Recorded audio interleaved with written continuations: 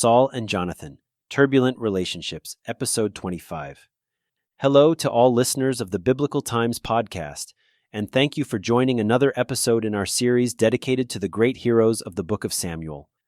As we emphasized in our previous episode, and will continue to emphasize throughout this series, the Book of Samuel is a theological work where God plays a central role in the heroes' lives and all the events described.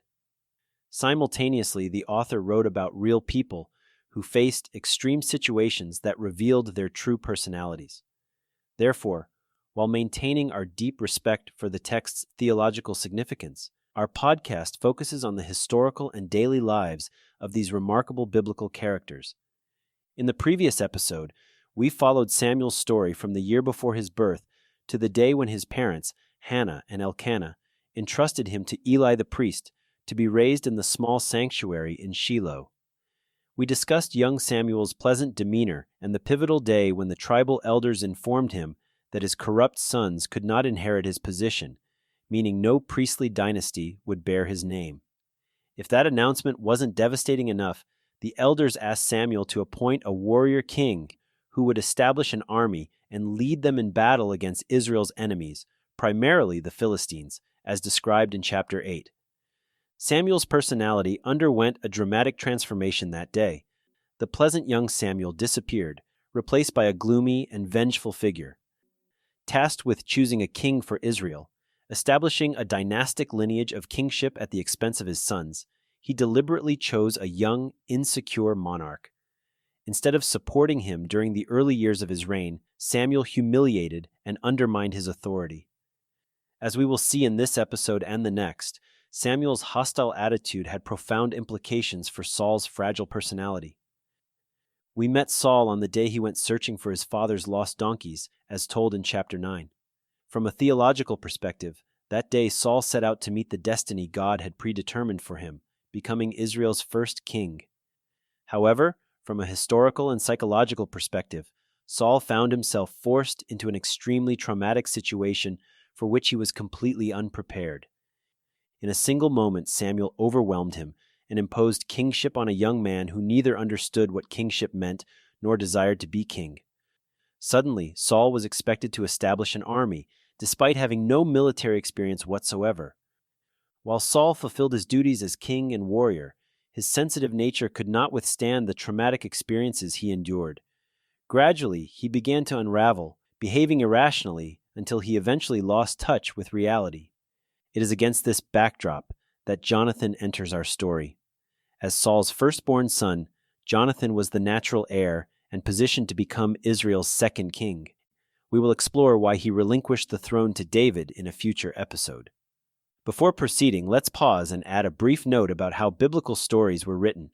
This explanation is important and contributes to our understanding of the book of Samuel as well. The biblical stories jump between significant moments in characters' lives, omitting many years and details that occurred during the interval years. Samuel, for instance, appears first as a young boy and then as an adult without mentioning the years in between. The author provides many details of Saul's coronation and the encounters with Samuel, yet he remains silent about the early years of his reign, saying nothing of how he established his army and who were the people who supported him. Similarly, Jonathan first emerges as an experienced warrior and battalion commander with no background about his childhood. In the previous episode, we talked about the war described in chapter 13, in which Samuel, for unknown reasons, was late in arriving to bless the warriors in God's name before they went to battle against the Philistines. This delay had double consequences. On one side, the Philistines took advantage of the delay imposed on Saul's army to surround the settlements they intended to attack. On the other side, Samuel's absence instilled anxiety in the soldiers' hearts, leading them to believe that God might not be on their side. As a result, some of Saul's soldiers deserted the battlefield, while others hid in nearby caves and holes. Faced with this situation, Saul performed the religious ceremony, raising the spirits of the warriors who remained with him. As expected, Samuel arrived shortly after the ceremony had concluded. When he learned that Saul had performed the ritual, instead of praising him for strengthening the spirit of his warriors, he burst out in anger. In the presence of the warriors, He declared that Saul had violated God's commandments, and for this reason, his kingship would be taken from him. Samuel's harsh words intended to undermine the king's status and authority in front of his army, and having said this, let's open chapter 14 and meet Jonathan.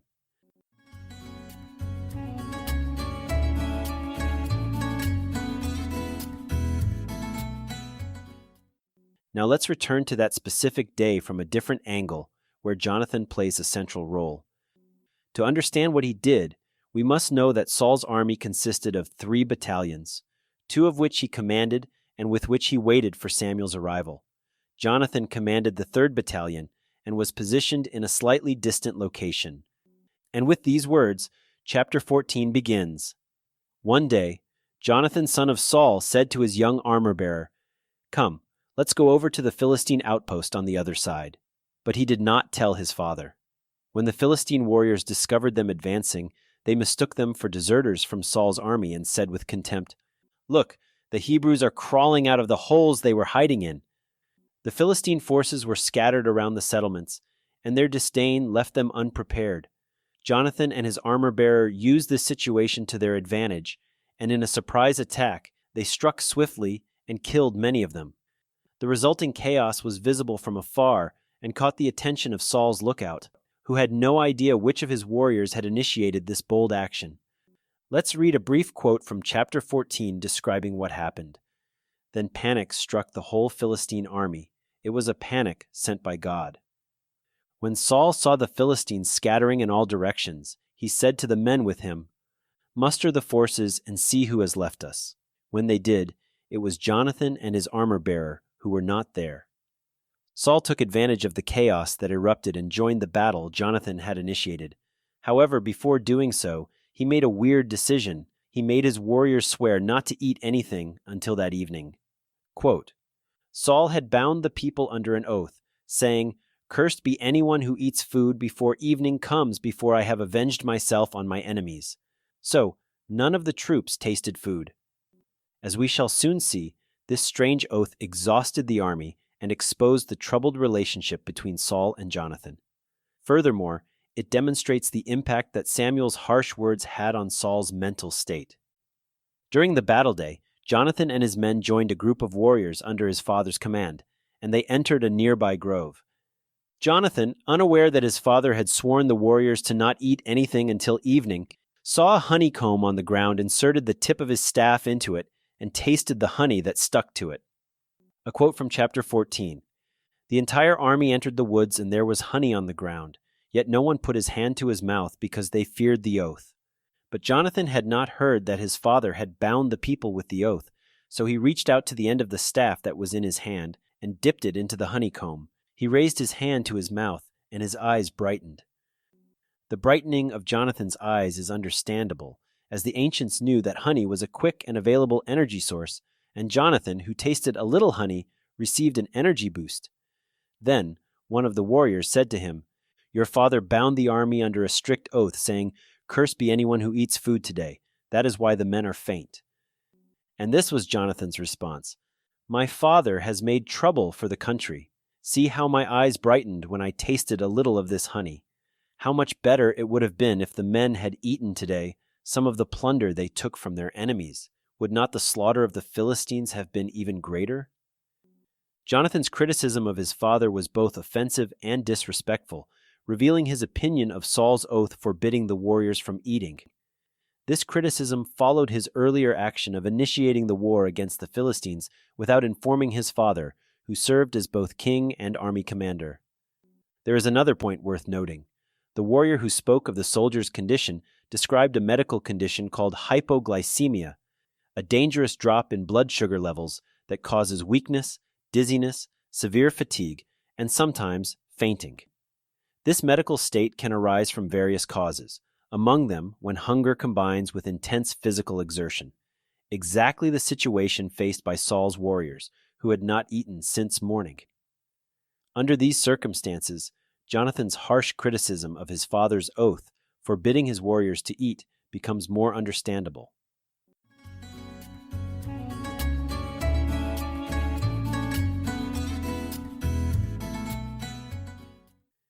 Chapter 14 describes the battle that began in the early morning and continued until evening, culminating in the hungry warriors' unrestrained attack on the food. After the meal, Saul, disregarding his warriors' exhaustion, sought to capitalize on their victory by continuing the battle into the night. Then he discovered that someone had violated his oath forbidding eating. Though he knew it was Jonathan, who had been absent when the oath was sworn, Saul demanded that his soldiers reveal the identity of the transgressor.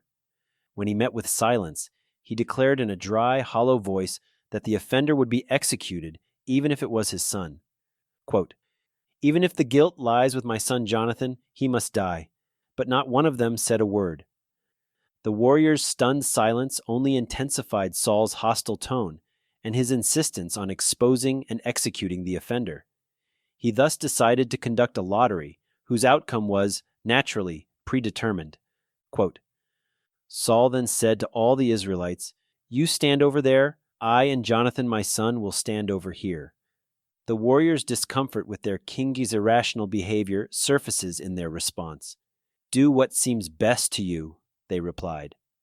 For the lottery, Saul positioned all the warriors on one side, while he and Jonathan stood on the other.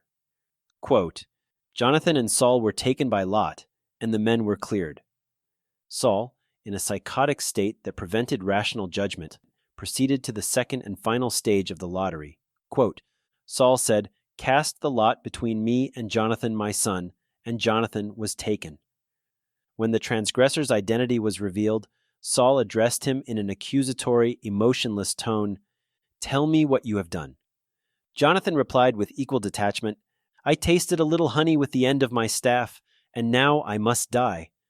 Saul, in an aggressive psychological state and unable to feel empathy toward his son or consider the consequences of executing him for a mere taste of honey, responded coldly, 'May God deal with me, be it ever so severely, if you do not die, Jonathan.' But before he could carry out his intention, the warriors intervened and halted this increasingly dangerous situation. Quote, But the men said to Saul, 'Should Jonathan die, he who has brought about this great deliverance in Israel? Never. As surely as the Lord lives, not a hair of his head will fall to the ground, for he did this today with God's help.' So the men rescued Jonathan, and he was not put to death. This time Saul did not kill Jonathan, but he would attempt to do so again as his illness worsened, a matter we will examine in a future episode.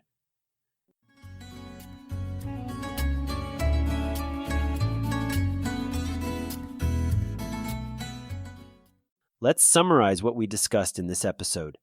Chapter 14, which reveals Saul's psychological state, primarily serves as an introduction to subsequent chapters, where his mental condition deteriorates until he becomes consumed by terrifying hallucinations.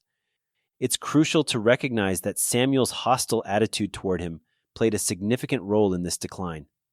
Let's recall that Samuel was born to a woman who vowed that if she bore a son, she would give him to Eli, the priest who led the sanctuary in Shiloh, as told in chapter 1 and discussed in episode 19 of our podcast. The psychologists we consulted for this series support the assumption that Samuel felt abandoned by his parents throughout his life, and his sense of deprivation was intensified by the fact that his 5 younger brothers grew up in their parents' home. This assumption helps explain why, as a parent, he could not bear the harsh criticism of his sons by the elders, and his uncontrollable outbursts of anger toward Saul expressed the deep frustration he carried throughout his life. According to the psychologists, Samuel viewed Saul as someone who had taken his 2 sons' place. It's important to remember that Samuel was a man of God and the most influential religious leader of his time, yet the author of his story carefully portrayed him and all other characters as human beings with virtues and flaws that we can recognize in ourselves. Had he not done so, these stories would have lacked their human dimension, and we would not have been able to identify with any of them. The author did not hesitate to show how Saul silently endured Samuel's insults, while Samuel consistently undermined his authority as king and commander. Now, with Jonathan's introduction to the narrative, we see a new dimension of his personality. The oath Saul imposed on his warriors lacked any military logic. It exhausted them to the point of fainting. Jonathan's sharp criticism was justified, This prohibition was harmful, and the warriors could have achieved greater success against the Philistines had they been allowed to eat. Saul's compulsive and irrational behavior becomes even more apparent in the 2 lotteries he conducted to identify the transgressor. Despite knowing it was Jonathan, who had merely tasted a bit of honey, in his disturbed state, he was determined to execute his son. Finally, the author who describes Saul's slow descent into a world of shadows and evil spirits did so with delicacy and admirable compassion toward this unfortunate hero. Before we conclude, we request your support in producing future episodes.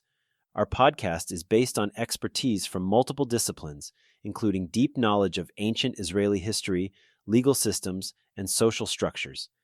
In creating this series, Dr. Ravid consulted psychologists who provided insights into the psychological states of the story's heroes. If you wish to support our work, please visit our website. You can also purchase Dr. Ravid's book, Daily Life in Biblical Times, through our podcast's website. The book explores the most famous family narratives in the Bible, examining the heroes' actions in light of their era's social and legal realities, which shaped their choices. The book also includes translations of numerous puns and wordplays, often lost in English translations. Special thanks to Omer Bender, who designed our beautiful website, and to musician Nir Sayag, who wrote, composed, and performed the musical theme accompanying our programs. The piece comes from his mesmerizing composition, Nights in the Judean Desert. In our next episode, we will continue tracking Saul's declining mental state and discover how a young harpist named David was brought to his household to help ease his suffering. Please share our podcast with your family and friends. Stay tuned.